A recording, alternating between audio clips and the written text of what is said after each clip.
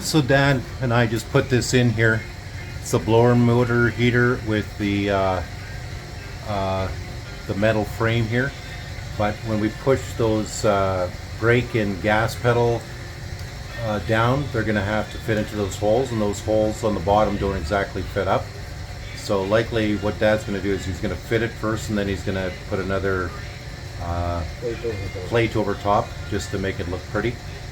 So it's a Saturday, and there's not much going on here, but Dad wants to keep on progressing. So that's that. So Dad's got his pin cutter machine here, and he's just cutting out those holes now. Sunday, April 21st.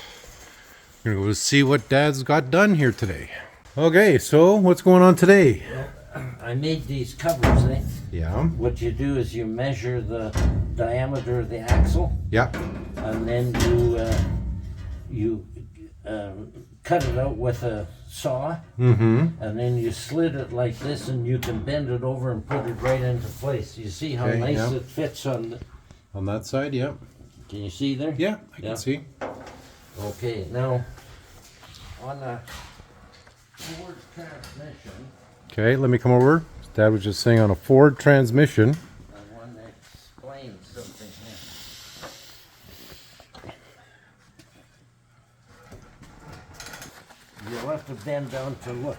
You see those holes there on the housing? Yep. Well, you make your adapter and drill and fit to those holes. Okay. And then that is solid, eh? Okay. Plus the plate comes and mounts underneath your motor mount. Yeah. So those two big bolts are in, plus those three, Yeah. and that gives you a good solid mount for your rotor and your caliper versus the differential. Okay. Because on the differential, we're putting in dash shifters, and the cable has to go through there on that side. So that means you can't have any obstructions in there like a rotor and a caliper on that side. And on this side is your brake pedal and your throttle. Mm-hmm. And on a narrow gauge, you hardly got any room, so you got to put it on the transmission. So we get this question somewhat regularly, and Dad was just explaining, the different mounts there with the transmission and the differential. So you'll see on previous videos, most of the previous videos, this is where Dad puts in the rotor. See this plate here? I'll get a light. Okay. So he's putting the rotor on the transmission versus the differential. I know a lot of guys will speak up and, it's supposed to be on the differential, yada, yada, yada. Well, there's two reasons for that. And he's going to explain this. You see this plate here? Mm-hmm. This is all one piece with 3 bolts in it there and 2 bolts here. So that steadies this whole thing from moving. Yeah. And if I put it down here, it's going to bugger me up for my linkage to the shifter. Yeah. And on that side, the linkage for the brake and the throttle. Now, the other thing is because you're more pressed for space down here, and 99 times out of 100, when these machines come into the shop here, that differential's never had any sort of service or whatnot. So if Dad puts the rotor in there, and he has done it, but if he puts the rotor in there and something buggers up, well, now Dad's responsible for the repair of that differential. And in the end, the customer's going to pay for it one way or another. There's only one bearing there. And so, do you want to fart around with a differential that can cost you?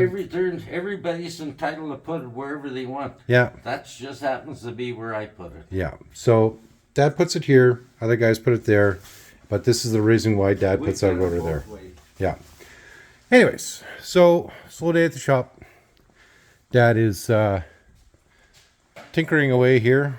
Perky is on days off. Light duty.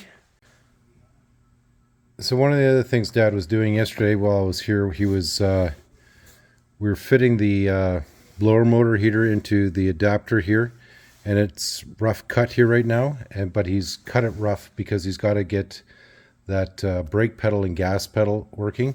But once he's got it in the right spot, in the right areas, he's going to put another plate in here to cover up those other spots, because those pedals are not straight up and down. They're bent to the side a bit, and that's just the way they are. But in order to clean up that mess down there, Dad is going to put another plate in.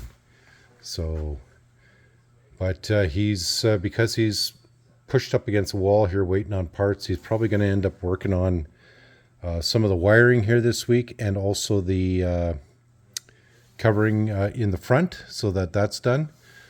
I ordered the gauges weeks ago, and they sat in the queue. Finally, I just ordered new ones from Autometer, the ones that we wanted anyways, and they're being shipped now. So hopefully that's here within a week, and Dad can work on the gauges. And then there's a bunch of other switches and gauges. Dad's got to put in a 3-way selector switch for the blower motor heater, and that's coming in from Princess Auto.